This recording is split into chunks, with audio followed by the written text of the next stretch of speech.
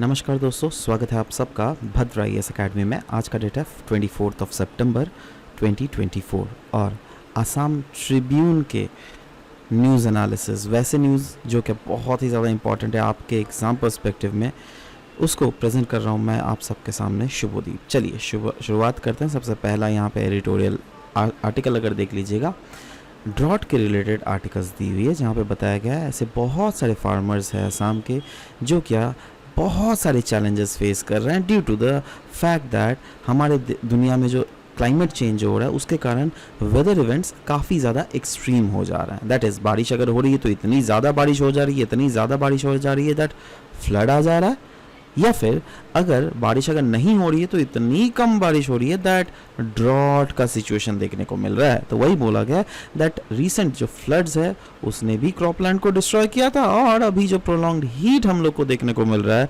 उसके कारण भी प्लांट ग्रोथ नेगेटिवली हम लोग को इम्पैक्ट होता हुआ देखने को मिल रहा है, जिसके बारे में हम लोगों ने कल भी एक आर्टिकल डिस्कस किया था। बट यहाँ पे बात हो रही है दैट प्रेजेंटली अगर करंट क्लाइमेटिक कंडीशंस है उस जो क्या इस आर्टिकल में फोकस किया गया है वो क्या क्या है। सबसे पहला है फ्लडिंग। यस, क्योंकि जब भी फ्लड्स आता है तो फील्ड्स में जो क्रॉप्स की डिस्ट्रक्शंस होती है, वहीं अगर हीट वेव्स के थ्रू हम लोग को देखने को मिलता है प्लांट का ग्रोथ जो है वो प्रॉपरली नहीं हो पाता है।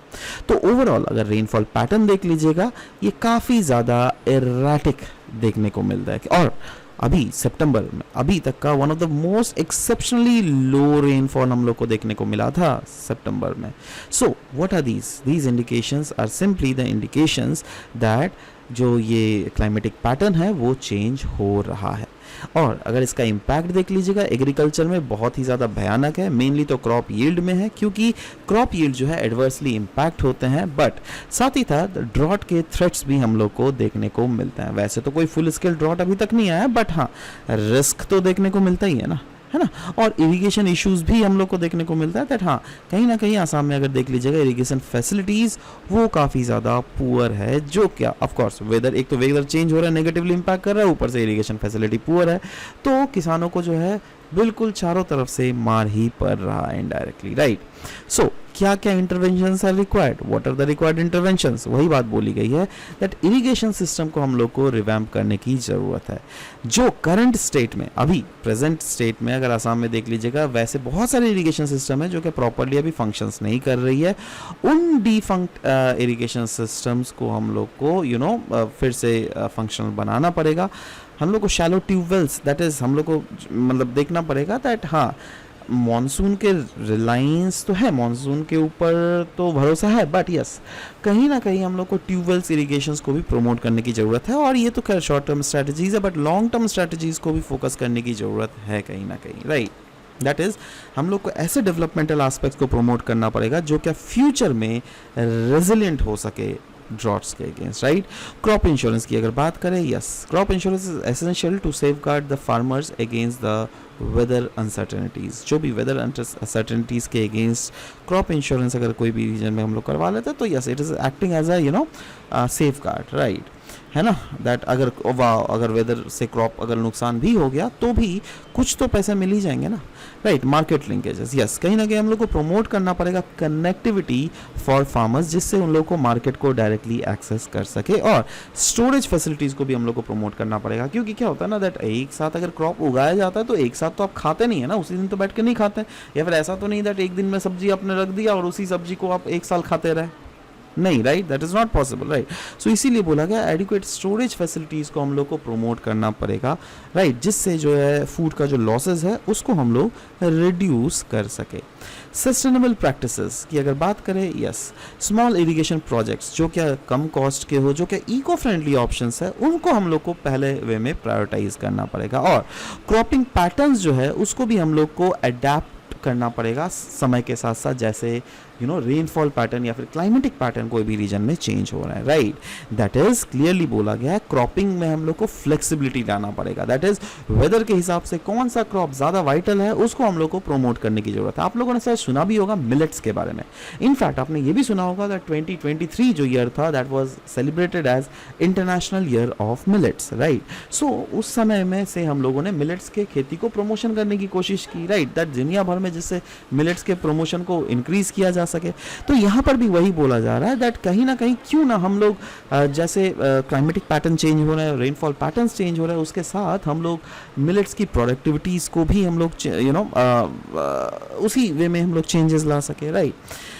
टेक्नोलॉजिकल इंटीग्रेशन की यहाँ पे बहुत ही इंपॉर्टेंट फोकस दिया गया है दैट हम लोग को अडॉप्ट करना पड़ेगा टेक्नोलॉजी जो कि कॉम्बैट कर सके वेदर चैलेंजेस को, और हम लोग को कोलाबोरेट करना पड़ेगा among agriculture, veterinary, fishery and irrigation department, जिससे इन्हांस हो सके rural development, right. Overall so overall concluded term में यही बोला गया इस आर्टिकल में दैट हाँ, एक मल्टी प्रोंज एजेंडा के साथ हमको काम करना पड़ेगा जिसमें एग्रीकल्चर एज अ इशू को जो है हम लोग को प्रॉपरली कॉम्प्रिहेंसिवली जिससे एड्रेस कर सके, राइट, है ना। और वही बोला गया दैट यस, इमीडिएट एक्शंस बहुत ज़्यादा इंपॉर्टेंट है जिससे कि हम लोग फार्मर्स को प्रोटेक्ट कर सके और इंश्योर कर सके एक सस्टेनेबल एग्रीकल्चर प्रैक्टिसेस को, राइट।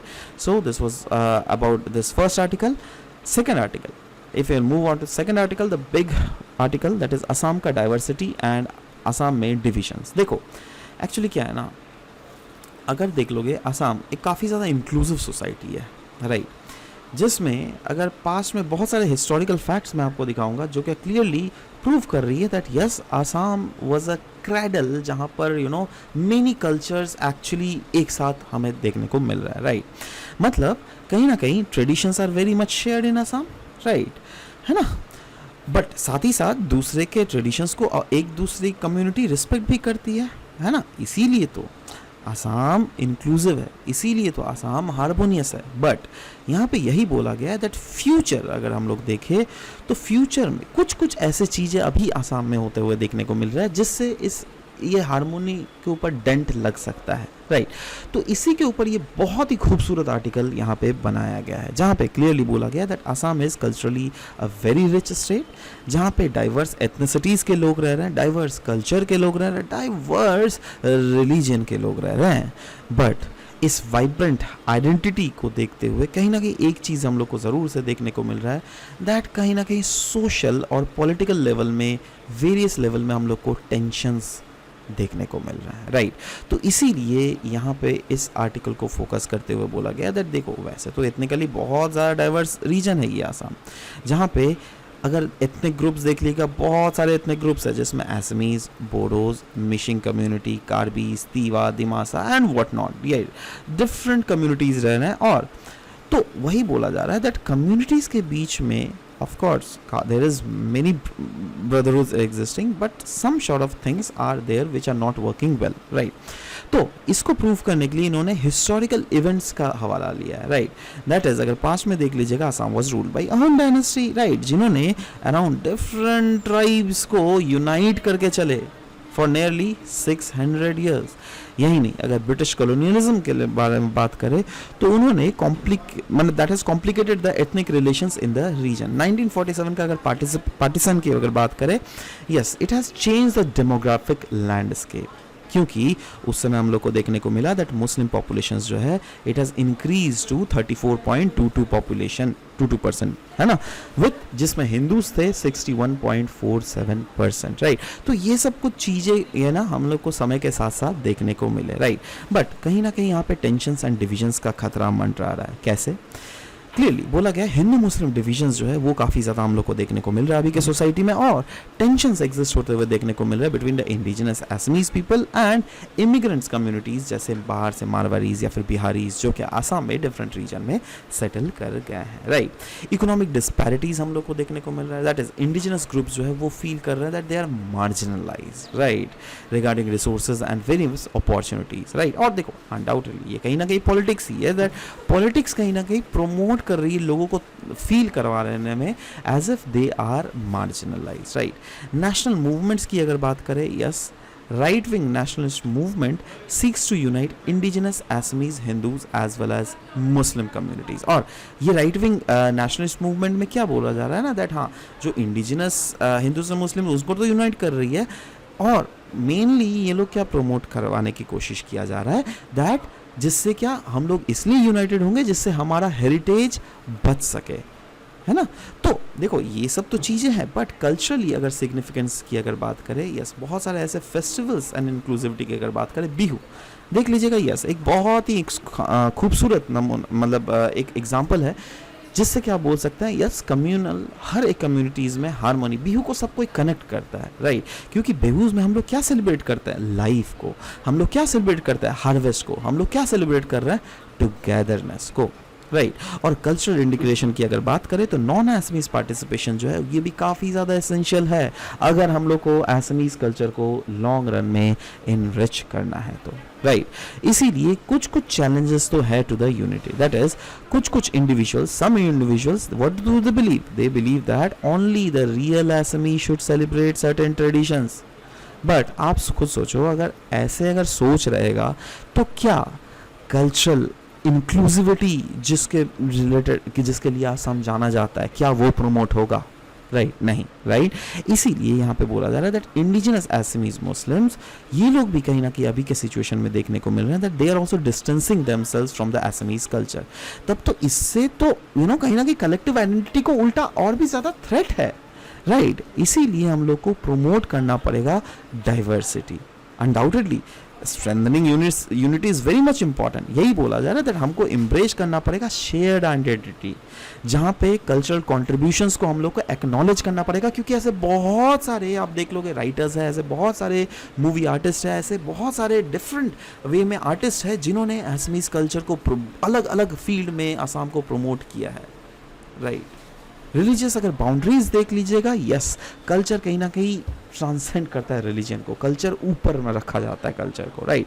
ब्रेकिंग डाउन बैरियर्स, कहीं ना कहीं जो मिसकंसेप्शंस जो एग्जिस्ट कर रहे थे ना अबाउट द कल्चरल पार्टिसिपेशन, जो कि डाइल्यूट कर रही थी रीजनल आइडेंटिटी को, उन चीज़ों को हम लोग को एड्रेस करना पड़ेगा, राइट, है ना। और festivals should be seen as collective celebrations rather than religious observance. मतलब जो भी फेस्टिवल्स होता है उन लोग को हम लोग को देखना पड़ेगा दैट हाँ जिससे एज अ कलेक्टिवली दैट वो उसको सेलिब्रेट किया जा रहा है, राइट।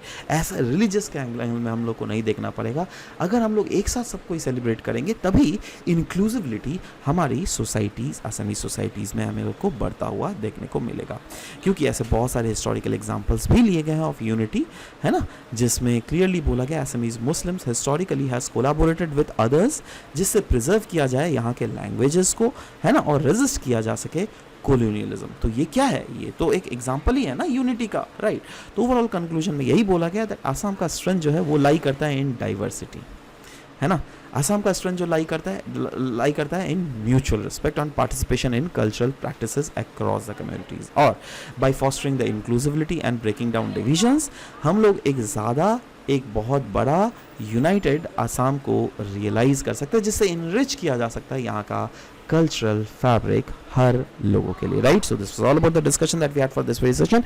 मिलते हैं आप सबके साथ नेक्स्ट सेशन में। Till then bye bye, take care guys.